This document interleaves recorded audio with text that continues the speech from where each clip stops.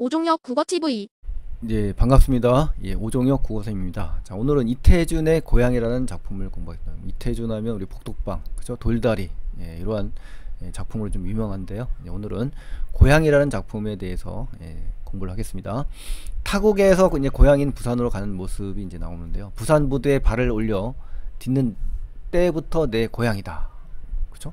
내 고향은 나에게 편안히 쉴 수 있는 자리를 줄 리가 없다. 이게 고향을 이제 휴식으로 여기면서 가는 게 이제 보통인데, 여기서 나오는 주인공은 어떻습니까? 그러한 공간이 아니다라고 이야기하네요. 그러니까 리라는 요 종결 어미는요, 혼잣말에 쓰여 추측을 나타내는 부분이 되는 겁니다. 그것을, 자, 나의 고향은 휴식처처럼 바라고 꿈꾸고 기대하고 그것을 꾀할, 그렇게 생각하고 의도할 목적이 아니다라는 겁니다. 그죠? 그곳에는, 고향에는 여러 친구들이 있는데, 그죠? 추측이나 예상을 나타내는 그런 명사입니다. 어서 신들매를, 신을 벗겨지지 않도록 발에다 동요 매는 끈을 말하는 겁니다. 끄르지 말고 그대로 뛰어나오시오. 빨리 와라는 얘기죠. 당신만은 온몸을 사리고 저편에 붙지 말고 용감하게 우리 편에 와 주시오. 뭐 이런 얘기네요. 그러니까 뭔가 저항하고 항쟁하는 그런 느낌을 받고 있는데요. 자, 이렇게 부르짖는 힘차고 씩씩한 친구들, 이러한 여러 동무들이 나를 반겨서 맞이해 줄 것이다 라는 그런 추측을 하는 겁니다. 고향에 가게 되면 어서 달려가다오 라고 이야기하네요. 그러니까 지사형 지식인의 모습이라고 하는데, 이제 문제에 나오는데요. 지사형이라는 것은 애국지사, 그러니까 어떤 뜻을 갖고 있는 선비처럼 그런 지식인이 나오는 거죠. 속물적인 지식인이 아니라 어떤 큰 뜻이 있는 지식인의 모습이 지금 담겨 있는 겁니다. 동맹휴학으로 이제 선생들과 충돌하는 사건이 사실은 있습니다. 이 소설에서는요. 그래서 학교의 불합리한 운영에 불만을 품고 동맹휴학을 주도하다가 퇴학당한 학생이 바로 이제 여기 나오는 주인공이거든요. 이러한 배경이 있다라는 거는 참고만 하시고요. 여기 나오지 않은 거는 뭐 굳이 모르셔도 됩니다. 문제 풀 때는요. 하지만 공부한다는 입장에서는 좀 알아두시면 훨씬 더 좋을 것 같습니다, 여러분. 윤건은, 자, 이름이 나왔네요. 김윤건입니다. 윤건, 그죠? 차 속이 좁고 갑갑한 듯이 여정이인 거죠. 여정, 그죠? 땀에 젖은 학생복. 그럼 윤건의 신분이 지금 학생이라는 거 알 수가 있겠죠. 저고리는 벗어 걸어놓고 셔츠 차림으로 몇 번이나 승강대에 나와서 날아가는, 지나가는 이국의 범 경치를 내다보곤 하였다. 활용법을 썼죠. 그래서 우리나라가 아닌 일본 주변의 밤 경치를 이제 바라보는 장면이에요. 자, 속물적 지식인인 조선 청년과 만납니다. 나는 이제 지사형 지식인이고, 윤건은 조선 청년인을 이제 우연히 만납니다. 그 이튿날 아침 차가 이제 고베, 자, 일본에서 6번째 큰 도시라고 합니다. 그래서 항구 도시 플랫폼에서, 승강장에서 이제 쉬게 되었다. 정박 중에 있는데, 윤건은 도시락을 사러 나왔다가 우연히 어떤 낯익은, 그쵸? 조선 청년을 만나게 됩니다. 그 청년도 윤건을 얼른 알아보고 마주와서 손을 잡았다. 이제 서로 반갑게 마주 잡았네요. 간접제시입니다. 이 간접제시, 행동이나 대사, 묘사를 통해서 인물의 심리나 태도를 알려주는 겁니다. 독자에게. 간접제시라고 해요. 기억하시는 길입니까?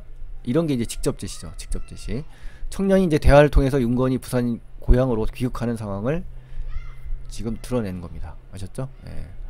자, 여기서는 이제 대사는 간접제시입니다. 간접제시. 자, 다시 한번 정리해볼까요? 간접제시는 대사나 행동, 묘사, 이런 게 이제 간접제시고요. 반대말은 이제 직접제시인데, 직접제시는 어떨 때 쓰죠? 서술자가 직접 인물의 성격이나 심리를 말해주는, 우리 고전소설에 주로 많이 나오죠. 이런 게 직접제시고, 대사나 행동, 묘사를 통해서 장면을 그대로 보여주는 거, 요거는 간접제시라고 해요. 그래서 장면제시, 간접제시, 극적제시라고 하는 겁니다. 정리를 꼭 하시고요. 자, 청년의 대화를 통해서 윤건이 부산인 고향으로 귀국하는 상황을 지금 제시해 주는 거고요. 저도 이 찻간에 탔습니다. 이 차시를 얘기하는 겁니다.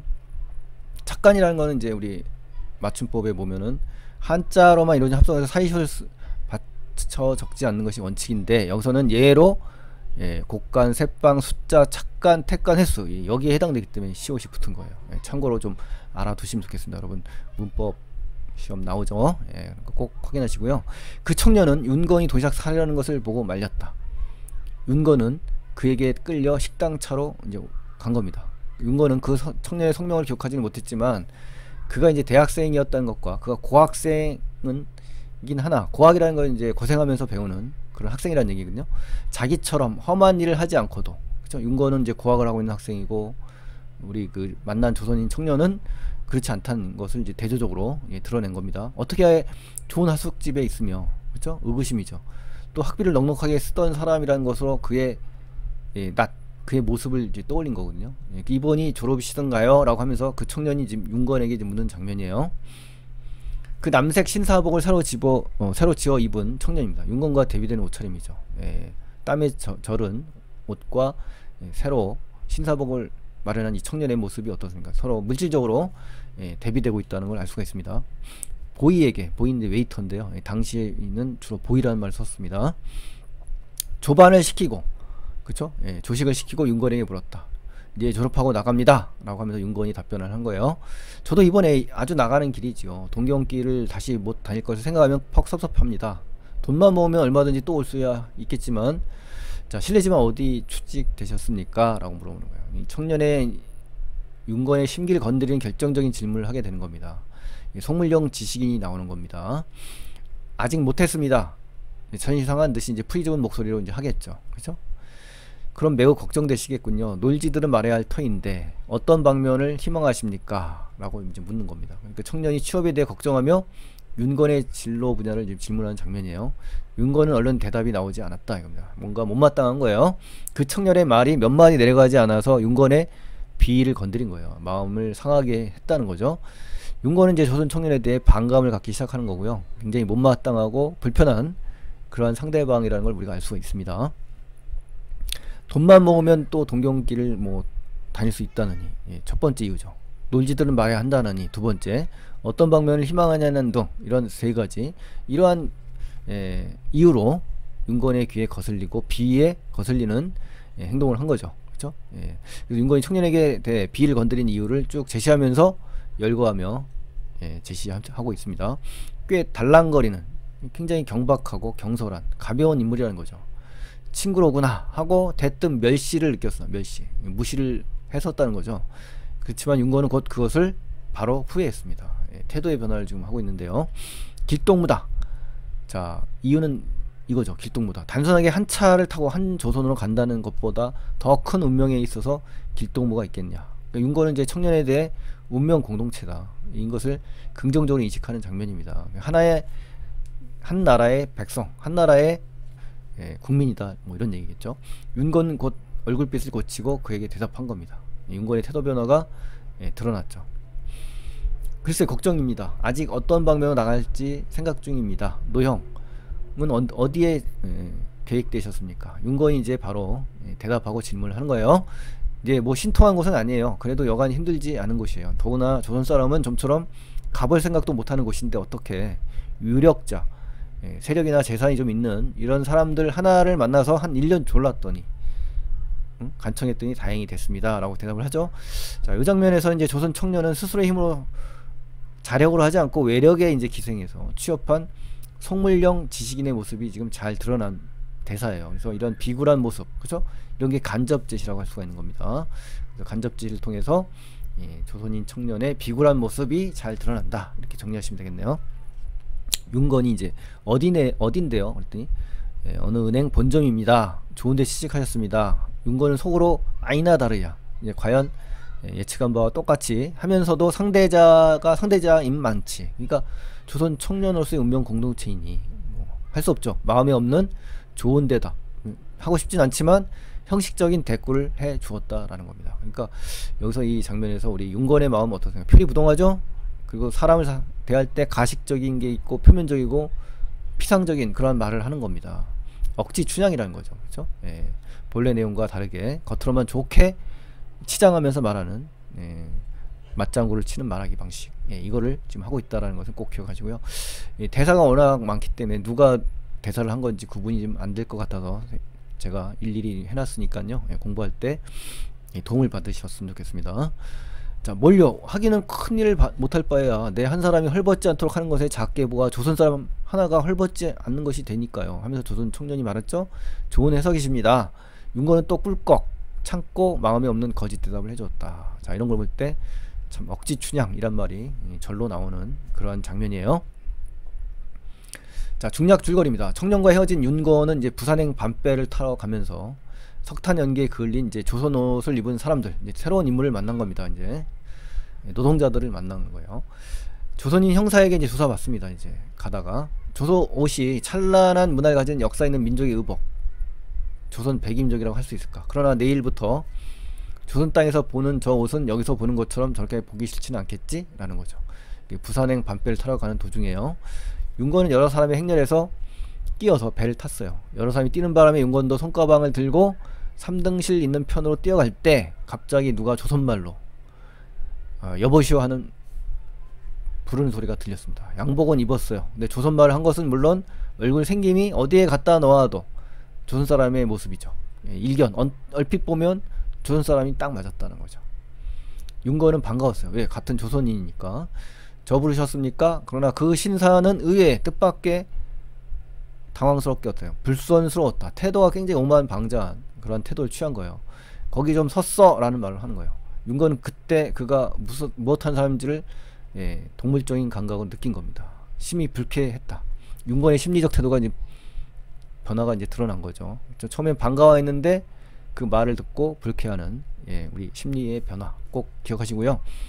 윤건은 그 형사에게 행선지가 불분명한 이유로, 그죠? 조사를 받는 구체적인 이유가 나왔죠. 유달한 특별한 조사를 받게 됐습니다. 불신 검문에 걸린 겁니다. 그렇죠? 그래서 이러한 인물들, 두 사람이 이제 대표적인 우리 영화에 나오는 대표적인 일본 형사거든요. 조선인 형사. 이런 장면을 볼 때 어떤 인물이 적합한지 한번 생각을 해보시면 좋겠네요. 자, 네 번째입니다. 조선 노동자들의 이제 안타까운 실상을 이제 보게 되는데요. 자, 가판 위에서 손가방을 열어젖히고 책갈피마다 열어젖히고 이제 뭡니까? 윤건이 조선인 형사에게 이제 특별한 조사를 받고 나오는 이 부정적인 상황을 지금 제시한 거예요. 아무데나 남의 발치가리, 그죠? 쑤시고 누웠다. 윤건은 이제 조사로 인해서 제자를 찾지 못하는 피해를 입은 거죠. 늦게 도착을 했으니까 가판 위에서 불심 검문을 받아서, 그쵸? 옆에는 오사카에서 돌아온다는 조선 노동자들이 쭉 자리 잡고 있었어요. 그 가운데 이런 말이 나왔다. 이제 다 왔다. 입에만 타면 이제 조선 땅에 온 것이나 다름없어 라고 하면서 윤건도 과연 그렇다라고 생각한 겁니다. 입에만 타면 이제 조선이란 그립던 땅을 밟은 것이나 다름없는 반가움도 있거니와 또 그와 반면에 선실에 들어서기도 전부터 조선다운 울분과 불안이 앞을 막는다. 반가움 반, 불행한 반, 이렇게 벌써 조선 땅의 분위기라 하였다. 당시 조선의 현실을 지금 우리 사실적으로 우리 알 수가 있는 겁니다. 윤건의 고국에 대한 이중적 심리가 담겨 있는 거예요. 돈을 많이 벌어가지고 오시오. 여기서 묻는 거는 윤건이 이제 노동자들에게 질문한 겁니다. 윤건은 울분한 심사를 가라앉히고 진정하고 이제 배가 떠난 지 한참 만에 옆에 누운 조선 노동자들에게 이제 말을 건넨 거예요. 돈을 많이 벌어가지고 고향으로 가십니까? 라는 거죠. 돈이 뭐요? 벌이가 좋으면 나가겠소? 라고 하는 거죠. 조선보다야 돈이 흔하지 않소? 라고 이제 물으니까 그 사람 내 흔한 거 상관이 있나요? 그래, 노영은 무슨 일을 하셨어? 라고 하는 거죠. 그랬더니만 길에 산스이 했지요. 일본 와서 큰 길에 물 주고 몇 달 동안 뿌려주고 가오. 처음에는 조선 사람도 이런 20전씩 주었는데 내가 갔을 때 80점 줍지다. 그것도 요즘은 50전씩 주니 무얼 보아 보는 수가 있겠죠. 그러니까 결국 뭡니까? 점점 대우가 점점 나빠지고 있고요. 돈을 벌기 어려운 상황이라는 걸 지금 제시하고 있죠. 자, 그러니까 돈이 뭐요? 벌이가 좋으면 나가겠소? 라는 말에, 그쵸? 요 대사의 대답이 될 수가 있는 겁니다. 그러니까 노동자의 대답은 어떻습니까? 매황유화라는 말이 있습니다. 대우가 갈수록 상황이 나빠진다. 악화되고 있다. 대우가. 뭐 이런 얘기죠. 고향은 어디십니까? 윤건이 다시 한번 질문하죠. 대구지나 김천입니다. 라고 하는 거예요. 우리 다 오사카에서 돌아온다는 조선 노동자들을 전부를 얘기하는 거예요. 한 고향 사람들입니다. 라고 노동자가 대답을 합니다. 그럼 고향에 가시면 농사하러 가십니까? 라고 묻는 거죠. 농사니 농토가 있어야죠.